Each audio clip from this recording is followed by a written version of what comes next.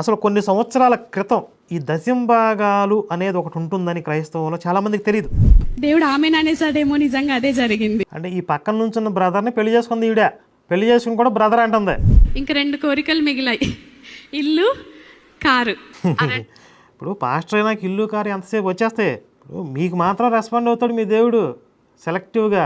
ఇంట్లోకి ఎక్కువగా ఎలకలు వచ్చి బొద్దింకలు వచ్చేది, అవన్నీ రాకుండా ప్రేయర్ చేయాలని చేసిన అవి అప్పుడు చూడండి ఏసుకి ఎలాంటి పనులు పెడుతున్నారు వీళ్ళు, ఎలకలు బొద్దింకలని కూడా ఇక ఆయనకి అప్పచెబుతున్నారు. ఇక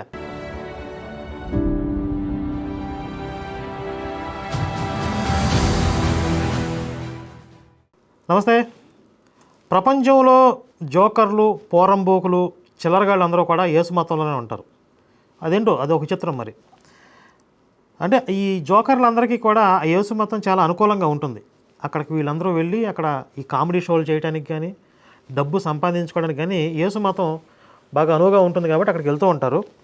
అందులో ఇక ఇంతకు మించి దిగజారు అనుకున్న ప్రతిసారి మనం డిసప్పాయింట్ చేస్తూ ఇంకా చిల్లరగాళ్ళు వస్తూనే ఉంటారు. ఈ మధ్య లేటెస్ట్గా కొన్ని వీడియోస్ చూశాను, ఒకసారి చూడండి. పొద్దున్న 9 నుంచి సాయంత్రం 5 వరకు ఆ పొలంలోని, ఫ్యాక్టరీలలోని, ఆఫీసులోని నీ జీవితం సర్వనాశనం అయిపోతుంది. అక్కడే నీ జీవితం అంతా అక్కడే తగిలేస్తుంటే ఇక నువ్వు దేవుని కోసం ఏం బ్రతుకుతున్నట్టు. ఇది సోషల్ మీడియాలో తిరుగుతుంది ఈ వీడియో. వీడు ఏమంటున్నాడు, పొద్దున్న లేస్తే 9 గంటల నుంచి సాయంత్రం 5 గంటల దాకా మీరు ఆఫీసుల్లోని, పొలాల్లోని, ఫ్యాక్టరీల్లోని అక్కడే పడి చేస్తున్నారు, ఇంకా మీరు యేసు కోసం ఏం బతుకుతున్నారు అని చెప్తున్నాడు.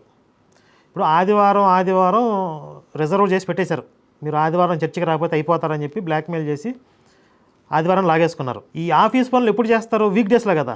వీక్ డేస్కి కూడా టెండర్ పెట్టారు వీళ్ళు. ఇప్పుడు వీక్ డేస్లో కూడా మీరు యేసు మతాన్ని ప్రచారం చేయాలి అంటే ఇంకొంతమందిని కరవాలి, వైరస్ ఎక్కించాలి అని చెప్పి టార్గెట్లు ఇస్తున్నారనమాట. ఇప్పుడు కొత్తగా అప్డేట్ చేసుకుంటూ పోతున్నారనమాట. ఓ పక్కేమో నెల జీతంలో 10% కావాలి వీళ్ళకి, కానీ ఆ జీతం కోసం పని చేయకూడదు. పనేమో వేళ చేసి పెట్టాలి, జీతంలో కూడా 10% వీళ్ళకే ఇవ్వాలి. మరి వీళ్ళని ఎంప్లాయీగా పెట్టుకున్న కంపెనీ సంక్రాంతికి పోవాలి. ఇది యేసు మతంలో ఈ చిల్లరగాళ్ళు ఇలా తయారయ్యారు. అయితే సంతోషకరమైన విషయం ఏంటంటే అసలు ఈ వీడియో ఇంత దరిద్రంగా ఉంది కదా, దీనికి కామెంట్స్ ఎలా ఉన్నాయా అని చెప్పి ఓపెన్ చేశానండి. కామెంట్స్ ఓపెన్ చేస్తే అసలు వాడిని తిట్టారండి, తిట్టకుండా అమ్మనా బూతులు తిట్టేశారు. అయితే ఇంకొక విశేషం ఏంటంటే చాలామంది దశంభాగాల గురించి ప్రస్తావించారు. ఒరే వెధవా, నువ్వంటే దశంభాగాలు దొబ్బి తిని బతుకుతావురా, మరి కూలీనాలి చేసుకునేవాళ్ళు, చిన్న చితక పనులు చేసుకునేవారు, ఉద్యోగాలు చేసుకోకుండా వాళ్ళు ఎలా బ్రతుకుతారు, పని చేసుకునే కష్టజీవుల్ని ఎగతాళి చేస్తున్నావేంట్రా అని చెప్పి చాలామంది దశంభాగాల గురించి ప్రస్తావించారండి. ఒక కామెంట్ అయితే ఇదిగో, క్యాన్సరు, ఎయిడ్స్ మరియు కరోనా కంటే కూడా ఈ రోగం అత్యంత ప్రమాదకరమైంది, కాపరి కన్నా గొర్రెలు అత్యంత ప్రమాదకరమైనవి. పాపం దశంభాగాల కోసం ఎన్ని సంకలనం ఆగుతున్నారో ఈ పాస్టర్ డాష్ కొడుకులు, మీరంతా హిందువులు. మనం చదివేకూడదు కాదు. మీ దశంభాగాలు ఇవ్వాలి అంటే వాడు ఏదో పని చేసి డబ్బులు సంపాదించాలి కదా. జనం ఫ్యాక్టరీలోకి వెళ్ళి చేసిన బట్టలు ఎందుకురా నీకు, మరి విప్పేసాయి. పొలంలో పండిన పంట బదులు దశంభాగం తినరా, అన్నం బదులు. దేవుడి పేరు చెప్పుకుని మీలో మీకే 120 సంఘాలు, ఒక చర్చికి ఇంకో చర్చికి పడదు. నిజాయితీగా దేవుడు నమ్మిన వాళ్ళకు కూడా నీలాంటి వాళ్ళ దొబ్బులు. తమ్ముడు, నీలాంటి వాళ్ళని తిట్టకుండా మాట్లాడడం కష్టమే, కానీ ఆలోచించు, వాళ్ళు అలా కష్టపడటం వల్ల దశంభాగాల పేరుతో మీలాంటి ఒక వ్యవస్థ ఏర్పడి పెరిగి క్యాన్సర్లా తయారైంది. దశంభాగం వద్దు, ఎవడింట్లో ప్రార్థన చేయండి అని చెప్పి ఒక పాస్టర్ను చూపించు. అసలు కొన్ని సంవత్సరాల క్రితం ఈ దశంభాగాలు అనేది ఒకటి ఉంటుందని క్రైస్తవంలో చాలామందికి తెలియదు. నేను కొంతమంది చెప్తూ ఉంటే దశంభాగాలు ఉంటాయి, 10% సిస్టమ్ ఉంటుంది. అవునా, అదేంటి 10% ఏంటి, దశంభాగాలు ఏంటి అని అడిగేవాళ్ళు చాలామంది. ఇంకొంతమంది అయితే వీళ్ళకి డబ్బులు ఇస్తారు కదా కన్వర్ట్ అయినందుకు అని కూడా చెప్పేవారు. లేదండి, వీళ్ళు ముందు రైస్ బ్యాగ్, కూరగాయలు, బట్టలో ఇస్తారు, ఏదో కష్టంలో ఉన్నామని చెప్పి. కానీ మతం మారిన తర్వాత నెల వాళ్ళ దగ్గర దశంభాగాలు 10% వసూలు చేస్తారని చెప్పి నేను ఎక్స్ప్లెయిన్ చేసేవాడిని. అంటే కొన్ని సంవత్సరాల క్రితం ఏమాత్రం అవగాహన లేని ఈ 10% సిస్టమ్ గురించి ఈరోజు ఫేస్బుక్, ఇన్స్టాగ్రాము, సోషల్ మీడియా మొత్తం కూడా ఎక్కడ పాస్టర్ కనపడినా దశంభాగాలు దొంగొచ్చాడు అని మాట్లాడే పరిస్థితి వచ్చిందంటే చాలా వరకు అవగాహన వచ్చింది. ఇంకా ఈ సోషల్ మీడియా రీచ్ అవ్వని ఏరియా కూడా చాలా ఉంది. అక్కడ వీళ్ళు నాటకాలు నడుస్తూ ఉన్నాయి. అక్కడ కూడా మనం రీచ్ అవ్వగలిగితే త్వరలో వీళ్ళ దుకాణం మూసేయచ్చు. ఇప్పుడు ఇంకొక ఆర్టిస్ట్ గురించి చూద్దాం. డిగ్రీ చదువుతూ ఉన్నప్పుడు కాలేజ్లో కొంతమంది వెంటపడుతూ ఉండేవాళ్ళు. వాళ్ళ నుండి తప్పించుకోవడానికి నేను బ్రదర్ ఒక పాస్టర్ గారికి ఫోన్ గిఫ్ట్గా ఇచ్చారు. చూడండి, పక్కన నుంచి ఆయన బ్రదరు ఈవిడికి ఫోన్ గిఫ్ట్గా ఇచ్చినప్పుడు ఆ పాస్టర్ గారు ఈ ఫోన్ సరిగ్గా పనిచేయట్లేదని నాకు అమ్మేశారు కొంత అమౌంట్కి. అది నేను ఫోన్ కొనుక్కున్నప్పుడు అందులో కాంటాక్ట్. ఇప్పుడు చూడండి, ఇప్పుడు ఈ బ్రదరు పాస్టర్కి ఫోన్ గిఫ్ట్ ఇస్తే ఆ పాస్టర్ ఫోన్ అమ్మేసుకున్నాడు. పని చేయట్లేదని అమ్మేసి, అంటే పనికిరాని ఫోన్ ఇచ్చాడు వీడు. ఆ పాస్టర్ తేడాగాడా ఈడు తేడాగాడా మొత్తానికి. సరే, ఆ పాస్టర్ అమ్మిన ఫోన్ ఈడు కొనుక్కుంది. అన్నీ అందులోనే ఉండిపోయాయి. ఆ పాస్టర్ గారు ఏం డిలీట్ చేయకుండా నాకు ఇచ్చేశారు. నా వెంటపడే వ్యక్తుల దగ్గర నుండి నేను తప్పించుకోవడం కోసం ఫోన్ ఇలా స్క్రోల్ చేస్తున్నాను. ఎవరి ఫోటో అయినా కనిపిస్తుందేమో వాళ్ళకి చూపించి తప్పించుకోవచ్చు అని ఫోన్ ఇలా స్క్రోల్ చేస్తూ ఉంటే చాలా మంది ఫొటోస్ ఉన్నాయి. కానీ బ్రదర్ ఫోటో ఒకటి నాకు ఎందుకో ఓపెన్ చేయాలనిపించింది. ఐకాన్ ఓపెన్ చేసి ఇదిగో ఈ వ్యక్తితోని ఫలానా డేట్, ఫలానా టైము, ఈ నెల అని చెప్పేశాను. నాకు అసలు ఏమీ తెలీదు, అతను ఎవరో తెలీదు, అంతవరకు నేను ఎప్పుడూ చూడలేదు, నాకు పరిచయం కూడా లేదు. కానీ నేను చెప్పేశాను. దేవుడు ఆమె అనేసాడేమో, నిజంగా అదే జరిగింది. అంటే ఈ పక్కన నుంచి ఉన్న బ్రదర్ని పెళ్లి చేసుకుంది ఈవిడ. పెళ్లి చేసుకుని కూడా బ్రదర్ అంటుంది. ఓ మంచి లవ్ స్టోరీ ఉందంట. ఇప్పుడు ఎవరో పోకిరీగాళ్ళు వెంటబడుతున్నారు. ఇప్పుడు నీకు పెళ్లి సంబంధం కుదిరితే ఏంటి, నీకు పెళ్ళి అయితే ఏంటి? వెంటబడేవాళ్ళు దేనికోసం వెంటబడతారు? నీకు పెళ్ళి అయితే అయ్యి బాబాయ్ పెళ్ళి అయిపోయింది మనం ముట్టుకోకూడదు అనే బ్యాచ్ వెంటబడుతున్నారు నీ వెనకాల. సరే, వాళ్ళకి ఈ బ్రదరు అని చెప్పి చూపించావు, పెళ్లి చేసుకున్నావు, ఏదో తదాస్తు అన్నాడు మీ దేవుడు, ఆమెను అన్నాడు, మొత్తానికి పెళ్లి జరిగిపోయింది.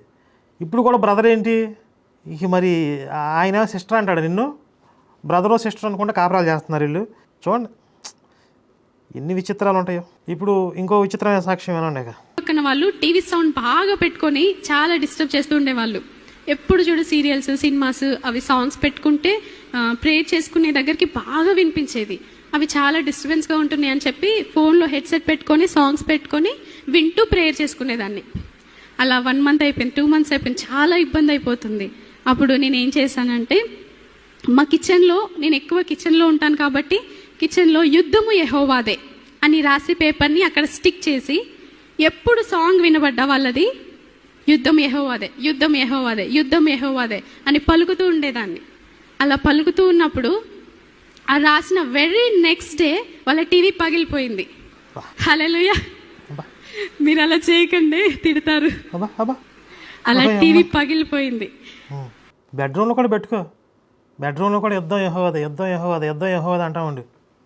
అసలు ఎట్లా చెప్తుందో సిగ్గు లేకుండా యుద్ధం యెహోవాదే, యుద్ధం యెహోవాదే, టీవీ పగిలిపోయిందంట. ఇప్పుడు టీవీ పెడితేనే మీకు అంత డిస్టర్బెన్స్ అయితే ఇళ్ల మధ్యలో అటుపక్కో చర్చి ఇటుపక్కో చర్చి పెట్టి రోజు మైకులతో సాగొడుతున్నారు కదా, మరి వాళ్ళు ఎంత డిస్టర్బెన్స్ ఫీల్ అవుతున్నారు మీ చర్చిల వల్ల? వాళ్ళు ఎంత నరకం అనుభవిస్తున్నారు? వాళ్ళు రోజు ఎన్నో మైకులు పగలగొట్టాలి మీ మైకులు. నీకు టీవీ సౌండ్ అంత డిస్టర్బెన్స్ అయిపోయిందా? చేతపడి చేసి టీవీ పగిలిపోయేలా చేసావా? మీ దేవుడు టీవీ పగలగొట్టేశాడా యుద్ధం యెహోవాదే అంటే? ముద్దకు సిగ్గు ఉండాలి. ఏంటి ఇలా జరిగిందని వాళ్ళు ఆశ్చర్యపోయారు. కానీ వాళ్ళకి తెలీదు, రహస్యంగా చేసేదానికి దేవుడు బహిరంగంగా ప్రతిఫలం ఇస్తాడు. ఇప్పుడు నీ సాక్ష్యం పెట్టే కదా, ఇప్పుడు నా ఫోన్ పగిలిపోవాలని చెప్పు, యుద్ధం యెహోవాదే, యుద్ధం యెహోవాదే పగిలిద్దాం చూద్దాం.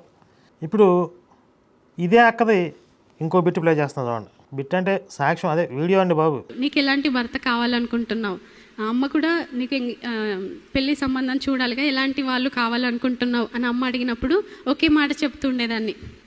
ఇంత హైట్ ఉండాలి, వైట్గా ఉండాలి, హైదరాబాద్లో ఉండాలి, జాబ్ చేస్తూ ఉండాలి, ప్లస్ పాస్టర్గా కూడా ఉండాలి, 2 చేయాలి. 2 చేతుల సంపాదన ఉండాలి. పాస్టర్ అంటేనే 2 చేతులు సంపాదిస్తాడు. అది కాకుండా అది చాలాకి ఇంకా జాబ్ కూడా చేయాలి. జాబ్ చేస్తూ ఉండాలి, పాస్టర్గా కూడా ఉండాలి, హైదరాబాద్లో ఇల్లు ఉండాలి, కారు ఉండాలి, ఇవి చెప్పాను. కానీ బ్రదర్ని పెళ్లి చేసుకున్నప్పుడు అసలు ఏమీ లేవు, అవేమీ లేవు. పాస్టర్ కూడా కాదు, జాషువా బ్రదర్ గారు పాస్టర్ కాదు. ఆవిడ మొత్తం కొంచెం ఫేస్ తేడా ఉంది, వేరే అనుకుంటున్నా. హైదరాబాద్లో ఇల్లు లేదు, అసలు ఏమీ లేదు. కానీ చేసుకుని అయితే చేసుకున్నాను. కానీ నా హృదయ వాంఛలను దేవుడు ఎలా తీరుస్తున్నాడంటే, నిజంగా హైదరాబాద్ వచ్చారు, ప్లస్ పెళ్ళి కాకముందు పాస్టర్ కాదు, కానీ పెళ్ళి అయ్యాక నా హృదయ వాంఛను దేవుడు తీర్చాడు. పాస్టర్ అయ్యారు, ప్లస్ జాబ్ చేస్తూ ఉన్నారు, హైదరాబాద్లో ఉంటారు. ఇంకా 2 కోరికలు మిగిలాయి, ఇల్లు, కారు. ఇప్పుడు పాస్టర్ అయినాక ఇల్లు, కారు ఎంతసేపు వచ్చేస్తాయి. ఇప్పుడు మీకు మాత్రం రెస్పాండ్ అవుతాడు మీ దేవుడు సెలెక్టివ్గా. మీకు కావాల్సిన మీ గొంతెం కోరికలన్నీ తీరుస్తాడు. పొద్దున్నే లేచి సంకలో వేలు పెట్టుకుని పరిచర్య అని చెప్పి అవని ఇవని కానుకలని దశంభాగాలని చర్చిలో దారిపోస్తూ ఉంటారు కదా, వాళ్ళని పట్టించుకోడు. మరి పాప వాళ్ళ కన్నీళ్ళు తొడవడు, వాళ్ళు ఏడుస్తూనే ఉంటారు. వాళ్ళని మాత్రం ఓదారుస్తారు, మేము పేదం చేస్తాం ఏం బాధపడకండి అని. ఇంకో చిల్లర సాక్ష్యం చూడండి. ఇంకా ఏంటంటే ఇంట్లోకి ఎక్కువగా ఎలకలు వచ్చి బొద్దింకలు వచ్చేది. అవన్నీ రాకుండా ప్రేయర్ చేయాలని చేసిన అవి అప్పటి నుంచి చూడండి ఏసుకి ఎలాంటి పనులు పెడుతున్నారు వీళ్ళు. ఎలకలో బొద్దింకలని కూడా ఇక ఆయనకి అప్పచెబుతున్నారు. ఇక ఆయన మరి ఎలక బొమ్మలు పట్టుకుని తిరగాలి ఇక. అప్పటి నుంచి రావటం లేదండి. వావ్, మీ ఇంట్లోకి ఎలుకలు బొద్దింకలు వచ్చాయి. ఆడేవుడు వావు అంటాడు, ఎలకలో బొద్దింకలు వస్తే వావు అంటాడు. ఏంటాడు వాడు? పాస్టర్ గడే అంటాడు. ఇంత విచిత్రంగా ఇంత తేడాగా మాట్లాడదని ఖచ్చితంగా పాస్టరే. ఎలుకలు బొద్దింకలు వచ్చి ఏం చేసావమ్మా? ఎలకలు నైట్ లో ఎలకలు తిరుగుతూ ఉండేవి, అవన్నీ రాకుండా ఉండాలని ప్రేయర్ రిక్వెస్ట్ రాసిన. ఎలుకలు తిరిగినప్పుడు ప్రేయర్ రిక్వెస్ట్. ఓకే. బెడ్ మీద కూడా తిరిగావమ్మా? బెడ్ మీద కానీ లేదా జస్ట్ మీకు చాలా ఇబ్బందిగా ఉండేది? ఇబ్బందిగా ఉండేది. అవును, ఎలుకలు అంటే ఇబ్బంది ఉంటుంది. ఈ పాస్టర్ గడు తమాషాగా ఉన్నాడు వీడు. అవన్నీ ఇప్పుడు ఆగిపోయినాయి, తగ్గిపోయింది. అవన్నీ ఆగిపోయినాయి. వావ్, చూసారండి, ఎలుకలు కనుక వస్తే నిద్ర వాటి మీద పాకుతా ఉంటాయి. బొద్దింకలు ఇవన్నీ ఈ బిడ్డ విశ్వాసం ఏంటంటే ఈ ఎస్ఎస్ అని ఎక్కడో చూసి ఎస్ ఫ్యాన్ తిరిగిద్ది, ఎస్ జగన్ మళ్ళీ రాబోతున్నాడు, కారు మళ్ళీ రాబోతుందని చెప్పేసి ఈ ప్రవచనం చెప్పాడు ఆడేవిడు. కంత్రి బూతులు వదిలే. కానీ వీళ్ళు ప్రవచనాలు చెప్పి అవి అట్టర్ ఫ్లాప్ అయినా కూడా ఇంకా వీళ్ళు మార్కెట్లోనే ఉంటున్నారు. చూడండి, వీళ్ళకి సిగ్గు శరం ఉండదు, ఆ ఎదురుగా ఉన్న గొర్రెలకి బుద్ధి బుర్ర ఉండదు. నువ్వు దొంగ ప్రవచనాలు చెప్పావు, ఏసు నీతో మాట్లాడుతున్నాడని చెప్పి ఈ ప్రవచనాలు చెప్పావు కదా, మరి జగన్ ఓడిపోయాడు కదా అని చెప్పి ఒకడు కూడా అడగడలే. అది దానికి దేవుడు ప్రణాళిక వేరేలా ఉందని చెప్తే కవర్ చేసేసుకుంటారు కూడా వీళ్ళు. ఇప్పుడు బొద్దింకల సాక్ష్యం, ఎలకల సాక్ష్యం. ప్రభు, ఈ ఎలుకలు బొద్దింకలు ఎందుకో మా ఇంటికి వస్తున్నాయి, పక్కింటి పోకుండా మా ఇంటికి వచ్చేస్తున్నాయని విశ్వాసంతో అనుకుంది. అనాయింటింగ్ కానీ వాడింది, ప్రార్థన చేయించుకోగానే అప్పటి నుంచి కూడా ఇంట్లో ఎలుకలు కానీ బొద్దింకలు తిరగడం లేదు. ఈ ఎస్ఎస్ ఏంటారు దరిద్రుడా? అంటే పక్కింటికి పోకుండా మా ఇంటికి వస్తుంది అని చెప్పి ప్రార్థన చేయగానే ఇప్పుడు ఆయన పక్కింటికి తోలేసాడు అక్కడ యేసు కరబట్టుకుని చుచ్చు అంట. అసలు ఇప్పుడు నేనేదో యేసుని అవమానిస్తున్నారా? ఎంత దరిద్రం అంటే వీళ్ళు యేసుని పాకి అని కూడా చేస్తారు అవసరం అయితే. రేపు పొద్దున మరుగుదొడ్లు కూడా కడిగిస్తారు వేస్తూ. మొన్న ఒక ఆవిడ తాఫీ మేస్త్రిని చేసింది కదా, ఇల్లు కట్టి పెట్టాడు తాఫీ పట్టుకుని అని చెప్పి ఒక ఆవిడ సాక్ష్యం చెప్పింది. మొత్తం ఈ యేసుతో రేపు పొద్దున అంట్లు కడిగిస్తారు, ముడ్డు కూడా కడిగిస్తారు వీళ్ళు. మా పిల్లలు ముడ్డు కడిగని చెప్తారు వీళ్ళు. నేను పొయ్యి మీద పాలు పెట్టాను, ఆ పాలు పొంగిపోతున్నాయి, పిల్ల షిట్టుకు పోయింది, ఇప్పుడు నేను పాలు పొంగిపోయి అక్కడ పోవాలా, ఈ పిల్లది కడగాల అని ఆలోచిస్తుంటే నేను సరే పాలు పొంగిపోతే ముందు వీటిని కాపాడదామని చెప్పి అక్కడికి వెళ్ళాను, ఈ లోపు పిల్లడు ముడ్డు కడిగేసాడు వేసి వచ్చని చెప్పి చెప్తారు వీళ్ళు రేపు. అంటే ఈ చిల్లర సాక్ష్యాలు, ఈ చిల్లర మనుషులు, ఈ జోకర్లు అందరూ కూడా యేసు మతంలో ఎందుకు అంటున్నారు? ఈ చిల్లర విషయాలన్నీ అక్కడే ఎందుకు జరుగుతున్నాయి? అది ఎంత చిల్లర మతం మీరు ఆలోచించండి ఇక.